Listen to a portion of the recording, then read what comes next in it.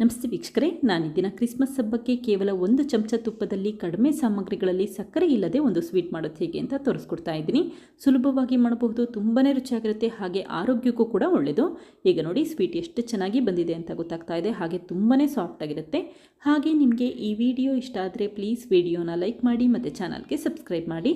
ಈಗ ಸ್ವೀಟ್ ಮಾಡೋದು ಹೇಗೆ ಅಂತ ನೋಡ್ಕೊಳ್ಳೋಣ. ಮೊದಲು ಒಂದು ಕೇಕ್ ಟಿನ್ಗೆ ಬೇಕಿಂಗ್ ಪೇಪರ್ ಹಾಕೊಂಡಿದ್ದೀನಿ. ನೀವಿಲ್ಲಿ ಕೇಕ್ ಟಿನ್ ಬದಲಾಗಿ ಪ್ಲಾಸ್ಟಿಕ್ ಬಾಕ್ಸ್ ಉಪಯೋಗಿಸಬಹುದು, ಹಾಗೆ ಬೇಕಿಂಗ್ ಪೇಪರ್ ಬದಲಾಗಿ ಪ್ಲಾಸ್ಟಿಕ್ ಹಾಳೆ ಕೂಡ ಉಪಯೋಗಿಸಬಹುದು. ನಂತರ ಬೇಕಿಂಗ್ ಪೇಪರ್ಗೆ ಸ್ವಲ್ಪ ತುಪ್ಪ ಹಾಕಿ ಸ್ಪ್ರೆಡ್ ಮಾಡಿ ಇಟ್ಕೊಂಡಿದ್ದೀನಿ. ಈಗ ನೋಡಿ ಕೇಕ್ ಟಿನ್ ರೆಡಿಯಾಗಿದೆ. ನಂತರ ಮತ್ತೊಂದು ಪ್ಯಾನ್ಗೆ 1 ಕಪ್ಪಷ್ಟು ಕಡಲೆ ಬೀಜ ಹಾಕಿದ್ದೀನಿ. ಈಗ ಊರಿನ ಮೀಡಿಯಂ ಫ್ಲೇಮಲ್ಲಿ ಇಟ್ಕೊಂಡು ಕಡಲೆ ಬೀಜ ಹುರಿದಿಟ್ಕೊಳ್ತಾ ಇದ್ದೀನಿ. ಆದಷ್ಟು ಊರಿನ ಮೀಡಿಯಂ ಫ್ಲೇಮಲ್ಲಿ ಇಟ್ಕೊಂಡು ಕಡಲೆ ಬೀಜ ಹುರಿದಿಟ್ಕೊಳ್ಳಿ. ಯಾವಾಗ ಈ ರೀತಿ ಕಡಲೆ ಬೀಜದ ಬಣ್ಣ ಬದಲಾಗುತ್ತೆ ಮತ್ತು ಕಡಲೆ ಬೀಜದ ಸಿಪ್ಪೆ ಬಿಡಲಿಕ್ಕೆ ಶುರುವಾಗುತ್ತೆ, ಆವಾಗ ಚೆನ್ನಾಗಿ ಹುರಿದಿದ್ದೀವಿ ಅಂತ ಅರ್ಥ. ಮನೆಯಲ್ಲಿ ಹುರಿದಿರುವಂಥ ಮತ್ತು ಸಿಪ್ಪೆ ತೆಗೆದಿರುವಂಥ ಕಡಲೆ ಬೀಜ ಇದ್ದರೆ ಅದನ್ನೇ ಉಪಯೋಗಿಸಬಹುದು, ಇಲ್ಲ ಅಂತಂದ್ರಷ್ಟೇ ಈ ರೀತಿ ಕಡಲೆ ಬೀಜ ಹುರಿದಿಟ್ಕೊಳ್ಳಿ. ಈಗ ನೋಡಿ ಕಡಲೆ ಬೀಜದ ಸಿಪ್ಪೆ ಬಿಡಲಿಕ್ಕೆ ಶುರುವಾಗಿದೆ. ತಕ್ಷಣವೇ ಸ್ಟವ್ ಆಫ್ ಮಾಡಿಕೊಂಡು ಪ್ಯಾನನ್ನು ಹೊರಗಡೆ ಎತ್ತಿಟ್ಕೊಂಡಿದ್ದೀನಿ. ಹಾಗೆ ಈ ಕಡಲೆ ಬೀಜ ಸ್ವಲ್ಪ ಬಿಸಿ ಇರಬೇಕಾದ್ರೇ ಈ ರೀತಿ ಸಿಪ್ಪೆ ತೆಗೆದಿಟ್ಕೊಂಡಿದ್ದೀನಿ. ಈಗ ನೋಡಿ ಕಡಲೆ ಬೀಜ ರೆಡಿಯಾಗಿದೆ. ಈಗ ಈ ಹುರಿದಿರುವಂಥ ಮತ್ತು ಸಿಪ್ಪೆ ತೆಗೆದಿರುವಂಥ ಕಡಲೆ ಬೀಜನ ಮಿಕ್ಸಿ ಜಾರ್ಗೆ ಹಾಕೊಳ್ತಾ ಇದ್ದೀನಿ. ನಂತರ ಲಿಡ್ ಕ್ಲೋಸ್ ಮಾಡಿ ಒಂದ್ಸರಿ ರುಬ್ಬಿಟ್ಕೊಳ್ತಾ ಇದ್ದೀನಿ. ತುಂಬ ನುಣ್ಣಗಾಗೋ ಅವಶ್ಯಕತೆ ಇಲ್ಲ, ಈ ರೀತಿ ಸ್ವಲ್ಪ ತರಿತರಿಯಾಗಿ ರುಬ್ಬಿಟ್ಕೊಡಿ. ಇದಕ್ಕೀಗ ಒಂದು 3 ಟೇಬಲ್ ಸ್ಪೂನಷ್ಟು ತುರಿದಿರುವಂಥ ಮತ್ತು ಪುಡಿ ಮಾಡಿರುವಂಥ ಬೆಲ್ಲ ಹಾಕೊಳ್ತಾ ಇದ್ದೀನಿ. ಈ ಸಮಯದಲ್ಲಿ ಜಾಸ್ತಿ ಬೆಲ್ಲ ಹಾಕಬೇಡಿ, ಕಡಿಮೆ ಅಷ್ಟೇ ಬೆಲ್ಲ ಹಾಕೊಳ್ಳಿ. ಈಗ ನೋಡಿ ಒಂದ್ಸರಿ ರುಬ್ಬಿಟ್ಕೊಂಡಿದ್ದೀನಿ. ಈಗ ಬೆಲ್ಲ ಮತ್ತು ಕಡಲೆ ಬೀಜದ ಮಿಶ್ರಣ ರೆಡಿಯಾಗಿದೆ. ಇದನ್ನೀಗ ಮತ್ತೊಂದು ಬೌಲ್ಗೆ ಎತ್ತಿಟ್ಕೊಳ್ತಾ ಇದ್ದೀನಿ. ಆದಷ್ಟು ಈ ರೀತಿ ಸ್ವಲ್ಪ ತರಿತರಿಯಾಗಿ ರುಬ್ಬಿಟ್ಕೊಳ್ಳಿ, ಆವಾಗ ಸ್ವೀಟ್ ಕೂಡ ತುಂಬ ಚೆನ್ನಾಗಿ ಬರುತ್ತೆ. ನಂತರ 1 ಟೇಬಲ್ ಸ್ಪೂನಷ್ಟು ಜೇನುತುಪ್ಪ ಹಾಕೊಳ್ತಾ ಇದ್ದೀನಿ. ಜೇನುತುಪ್ಪ ಹಾಕೋದ್ರಿಂದ ಈ ಸ್ವೀಟ್ ಮಾಡಲಿಕ್ಕೆ ಸುಲಭ ಆಗುತ್ತೆ ಮತ್ತು ಪೀಸಸ್ಗಳಾಗಿ ಕಟ್ ಮಾಡಲಿಕ್ಕೂ ಕೂಡ ಸುಲಭ ಆಗುತ್ತೆ. ಈಗ ಒಂದ್ಸರಿ ಮಿಕ್ಸ್ ಮಾಡ್ಕೊಳ್ತಾ ಇದ್ದೀನಿ. ಹಾಗೆ ನಾನಿಲ್ಲಿ 1 ಟೇಬಲ್ ಸ್ಪೂನಷ್ಟು ತುಪ್ಪ ಹಾಕೊಳ್ತಾ ಇದ್ದೀನಿ. ನೀವಿಲ್ಲಿ ಜೇನುತುಪ್ಪದ ಪ್ರಮಾಣ ಜಾಸ್ತಿ ಕೂಡ ಮಾಡ್ಕೋಬಹುದು. ಸಿಹಿ ನೋಡಿ ನಿಮಗೆ ಎಷ್ಟು ಬೇಕೋ ಅಷ್ಟು ಪ್ರಮಾಣದಲ್ಲಿ ಜೇನುತುಪ್ಪ ಉಪಯೋಗಿಸ್ಕೊಳ್ಳಿ. ತುಪ್ಪ ಕೇವಲ 1 ಸ್ಪೂನ್ ಅಷ್ಟೇ ಉಪಯೋಗಿಸ್ಕೊಳ್ಳಿ. ಈಗ ಮತ್ತೆ ಒಂದ್ಸರಿ ಈ ಸ್ವೀಟ್ ಮಿಶ್ರಣ ಮಿಕ್ಸ್ ಮಾಡ್ಕೊಳ್ತಾ ಇದ್ದೀನಿ. ಈ ರೀತಿ ಮಿಶ್ರಣ ಉಂಡೆ ಕಟ್ಟಲಿಕ್ಕೆ ಶುರುವಾಗಬೇಕು, ಆ ಕನ್ಸಿಸ್ಟೆನ್ಸಿಯಲ್ಲಿ ಮಾಡಿಟ್ಕೊಳ್ಳಿ. ನಾವಿಲ್ಲಿ ಕೇವಲ 1 ಸ್ಪೂನ್ ಅಷ್ಟೇ ತುಪ್ಪ ಉಪಯೋಗಿಸಿರೋದು. ಅಕಸ್ಮಾತ್ ಈ ಸ್ವೀಟ್ ಮಿಶ್ರಣ ಉಂಡೆ ಕಟ್ಟಲಿಕ್ಕೆ ಆಗ್ತಾ ಇಲ್ಲ ಅಂತಂದರೆ ಮತ್ತೆ ಒಂದು ಅರ್ಧ ಸ್ಪೂನಷ್ಟು ತುಪ್ಪ ಉಪಯೋಗಿಸಬಹುದು. ತುಪ್ಪ ಬೇಡ ಅನಿಸಿದ್ರೆ ಅರ್ಧ ಟೇಬಲ್ ಸ್ಪೂನಷ್ಟು ಜೇನುತುಪ್ಪ ಕೂಡ ಉಪಯೋಗಿಸಬಹುದು. ಈಗ ನೋಡಿ ಇಲ್ಲಿ ಒಂದೇ ಸಮನಲ್ಲಿ ಸ್ಪ್ರೆಡ್ ಮಾಡ್ಕೊಳ್ತಾ ಇದ್ದೀನಿ.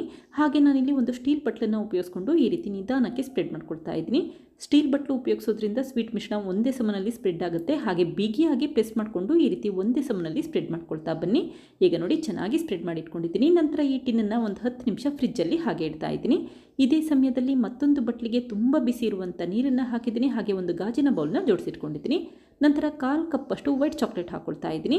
ಈಗ ಚಾಕ್ಲೇಟ್ನ ಮೆಲ್ಟ್ ಮಾಡ್ಕೋಬೇಕಾಗುತ್ತೆ. ನಿಮ್ಮ ಮನೆಯಲ್ಲಿ ಯಾವ ರೀತಿ ಚಾಕ್ಲೇಟ್ ಇರುತ್ತೆ ಅದನ್ನೇ ಉಪಯೋಗಿಸಬಹುದು. ಮಿಲ್ಕ್ ಚಾಕ್ಲೇಟ್ ಇದ್ದರೆ ಅದನ್ನೇ ಕೂಡ ಉಪಯೋಗಿಸಬಹುದು.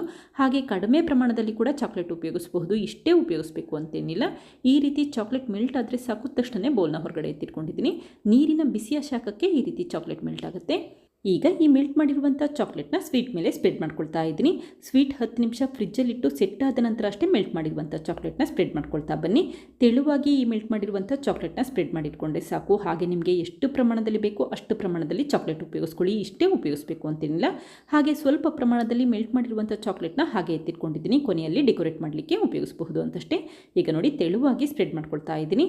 ನೀವಿಲ್ಲಿ ವೈಟ್ ಚಾಕ್ಲೇಟ್ ಬದಲಾಗಿ ಮಿಲ್ಕ್ ಚಾಕ್ಲೇಟ್ ಕೂಡ ಉಪಯೋಗಿಸಬಹುದು. ಈ ರೀತಿ ಸ್ಪ್ರೆಡ್ ಮಾಡಿದ ನಂತರ ಟಿನ್ನನ್ನು ಒಂದು 10 ನಿಮಿಷ ಫ್ರಿಜ್ಜಲ್ಲಿ ಸೆಟ್ ಆಗಲಿಕ್ಕೆ ಹಾಗೆ ಇಡ್ತಾ ಇದ್ದೀನಿ. ಹಾಗೆ ಉಳಿದಿರುವಂಥ ಮೆಲ್ಟ್ ಮಾಡಿರುವಂಥ ಚಾಕ್ಲೇಟ್ಗೆ ಸ್ವಲ್ಪ ಫುಡ್ ಕಲರ್ ಉಪಯೋಗಿಸ್ಕೊಳ್ತಾ ಇದ್ದೀನಿ, ನೋಡಲಿಕ್ಕೆ ಚೆನ್ನಾಗಿ ಕಾಣುತ್ತೆ ಅಂತಷ್ಟೇ. ಫುಡ್ ಕಲರ್ ಇಲ್ಲಿ ಆಪ್ಷನಲ್, ಬೇಡ ಅಂತಂದರೆ ಉಪಯೋಗಿಸಲಿಲ್ಲ ಅಂದರೂ ಕೂಡ ನಡೆಯುತ್ತೆ. ಈಗ ನೋಡಿ ಚೆನ್ನಾಗಿ ಮಿಕ್ಸ್ ಮಾಡಿ ಇಟ್ಕೊಂಡಿದ್ದೀನಿ. ಈಗ ಈ ಮೆಲ್ಟ್ ಮಾಡಿರುವಂಥ ಚಾಕ್ಲೇಟ್ನ ಒಂದು ಪೈಪಿಂಗ್ ಬ್ಯಾಗ್ಗೆ ಎತ್ತಿಟ್ಕೊಳ್ತಾ ಇದ್ದೀನಿ. ಪೈಪಿಂಗ್ ಬ್ಯಾಗ್ ಇಲ್ಲ ಅಂತಂದರೆ ಹಾಲಿನ ಪ್ಯಾಕೆಟ್ನ ನೀಟಾಗಿ 1-2 ಬಾರಿ ತೊಳೆದು ಕೂಡ ಉಪಯೋಗಿಸಬಹುದು. ಈಗ ಮೆಲ್ಟ್ ಮಾಡಿರುವಂಥ ಚಾಕ್ಲೇಟ್ನ ಪೈಪಿಂಗ್ ಬ್ಯಾಗ್ಗೆ ಎತ್ತಿಟ್ಕೊಂಡಿದ್ದೀನಿ. ಹಾಗೆ ಈ ಸ್ವೀಟ್ನ ನಿಧಾನಕ್ಕೆ ಟಿನ್ನಿಂದ ಎತ್ತಿಟ್ಕೊಳ್ತಾ ಇದ್ದೀನಿ. ನೋಡಿ ಎಷ್ಟು ಸುಲಭವಾಗಿ ತೆಗೆದಿಟ್ಕೋಬಹುದು ಅಂತ ಗೊತ್ತಾಗ್ತಾ ಇದೆ. ಚೆನ್ನಾಗಿ ಸೆಟ್ಟಾಗಿರುತ್ತೆ ಮತ್ತು ಈ ಸ್ವೀಟ್ನ ಬೇಯಿಸೋ ಅವಶ್ಯಕತೆ ಇಲ್ಲ, ತುಂಬ ಸುಲಭವಾಗಿ ಮಾಡಬಹುದು. ಈಗ ಈ ಮೆಲ್ಟ್ ಮಾಡಿರುವಂಥ ಚಾಕ್ಲೇಟಿಂದ ಡೆಕೋರೇಟ್ ಮಾಡ್ಕೊಳ್ತಾ ಇದ್ದೀನಿ. ಈ ರೀತಿ ಸ್ವೀಟ್ ಮೇಲೆ ಡೆಕೋರೇಟ್ ಮಾಡಿದ ನಂತರ ಈ ಸ್ವೀಟ್ನ ಮತ್ತೆ ಒಂದು 10 ನಿಮಿಷ ಫ್ರಿಜ್ಜಲ್ಲಿ ಸೆಟ್ ಆಗಲಿಕ್ಕೆ ಹಾಗೆ ಇಡ್ತಾ ಇದ್ದೀನಿ. ಈ ಡೆಕೋರೇಟ್ ಮಾಡಿರ್ತೀವಲ್ಲ ಅದೆಲ್ಲ ಸ್ವಲ್ಪ ಗಟ್ಟಿಯಾಗಬೇಕು, ಅದಕ್ಕೋಸ್ಕರ 10 ನಿಮಿಷ ಹಾಗೆ ಇಟ್ಟರೆ ಸಾಕು. ಈಗ ಸ್ವೀಟ್ ರೆಡಿ ಆಗಿದೆ. ನಂತರ ಅಷ್ಟೇ ಚಾಕುವಲ್ಲಿ ಕಟ್ ಮಾಡ್ಕೊಳ್ತಾ ಇದ್ದೀನಿ. ನೋಡಿ ಎಷ್ಟು ಸಾಫ್ಟಾಗಿ ಕಟ್ ಆಗ್ತಾ ಇದೆ ಅಂತ ಗೊತ್ತಾಗ್ತಾ ಇದೆ. ಹಾಗೆ ಪೀಸಸ್ಗಳಾಗಿ ತುಂಬ ಚೆನ್ನಾಗಿ ಬರುತ್ತೆ ಮತ್ತು ತುಂಬ ಸುಲಭವಾಗಿ ಈ ಸ್ವೀಟ್ ಮಾಡ್ಕೋಬಹುದು. ಬೇಯಿಸೋ ಅವಶ್ಯಕತೆ ಇಲ್ಲ ಮತ್ತು ಸಕ್ಕರೆ ಪಾಕ ಬರೆಸೋ ಅವಶ್ಯಕತೆ ಇಲ್ಲ. ಬೆಲ್ಲ ಮತ್ತು ಜೇನುತುಪ್ಪದಲ್ಲಿ ಸ್ವೀಟ್ ಮಾಡಬಹುದು, ತುಂಬಾ ರುಚಿಯಾಗಿರುತ್ತೆ, ಹಾಗೆ ಹೆಲ್ತಿಯಾಗೂ ಕೂಡ ಇರುತ್ತೆ. ಇದೇ ರೀತಿ ಸಣ್ಣ ಸಣ್ಣ ಪೀಸಸ್ಗಳಾಗಿ ಕಟ್ ಮಾಡ್ಕೊಳ್ತಾ ಇದ್ದೀನಿ. ನಿಮಗೆ ಯಾವ ರೀತಿ ಬೇಕೋ ಆ ರೀತಿ ಕಟ್ ಮಾಡ್ಕೋಬಹುದು, ಇದೇ ರೀತಿ ಮಾಡ್ಕೋಬೇಕು ಅಂತೇನಿಲ್ಲ. ಈಗ ನೋಡಿ ಪೀಸಸ್ಗಳಾಗಿ ಎಷ್ಟು ಚೆನ್ನಾಗಿ ಬಂದಿದೆ ಅಂತ ಗೊತ್ತಾಗ್ತಾ ಇದೆ. ತುಂಬಾ ರುಚಿಯಾಗಿರುತ್ತೆ, ತುಂಬ ಸುಲಭವಾಗಿ ಮಾಡಬಹುದು, ಹಾಗೆ ಹೆಲ್ದಿಯಾಗೂ ಕೂಡ ಇರುತ್ತೆ. ಈಗ ಈ ಮಾಡಿಟ್ಟಿರುವಂಥ ಸ್ವೀಟ್ನ ಒಂದು ಪ್ಲೇಟ್ಗೆ ಸರ್ವ್ ಮಾಡ್ಕೊಳ್ತಾ ಇದ್ದೀನಿ. ಹಾಗೆ ನಾನಿಲ್ಲಿ ಸ್ವಲ್ಪ ಸ್ಟಾರ್ ಕ್ಯಾಂಡಿ ಕೂಡ ಉಪಯೋಗಿಸ್ಕೊಳ್ತಾ ಇದ್ದೀನಿ. ಸ್ಟಾರ್ ಕ್ಯಾಂಡಿ ಇಲ್ಲಿ ಆಪ್ಷನಲ್, ಕ್ರಿಸ್ಮಸ್ ಹಬ್ಬ ಅದರಿಂದ ಅಷ್ಟೇ ಉಪಯೋಗಿಸ್ಕೊಂಡಿದ್ದೀನಿ, ನೋಡಲಿಕ್ಕೆ ಚೆನ್ನಾಗಿ ಕಾಣುತ್ತೆ ಅಂತಷ್ಟೇ. ಈಗ ನೋಡಿ ಸ್ವೀಟ್ ಎಷ್ಟು ಚೆನ್ನಾಗಿ ಕಾಣಿಸ್ತಾ ಇದೆ ಅಂತ ಗೊತ್ತಾಗ್ತಾ ಇದೆ. ಸಿಂಪಲ್ಲಾಗಿ ಮಾಡಬಹುದು, ಕಡಿಮೆ ಖರ್ಚಿನಲ್ಲಿ ಮಾಡಬಹುದು, ಹಾಗೆ ತುಂಬಾ ರುಚಿಯಾಗಿರುತ್ತೆ. ಸಕ್ಕರೆ ಉಪಯೋಗಿಸೋ ಅವಶ್ಯಕತೆ ಇಲ್ಲ, ಹಾಗೆ ತುಂಬ ಪ್ರಮಾಣದಲ್ಲಿ ತುಪ್ಪ ಕೂಡ ಉಪಯೋಗಿಸೋ ಅವಶ್ಯಕತೆ ಇಲ್ಲ. ನೀವು ಕೂಡ ಒಮ್ಮೆ ಪ್ರಯತ್ನಿಸಿ, ಖಂಡಿತ ಇಷ್ಟಪಡ್ತೀರಾ, ಮಕ್ಕಳಿಗೆ ತುಂಬ ಇಷ್ಟ ಆಗುತ್ತೆ. Thank you. ಲೈಕ್ ಮಾಡಿ ಮತ್ತು ಸಬ್ಸ್ಕ್ರೈಬ್ ಮಾಡಿ.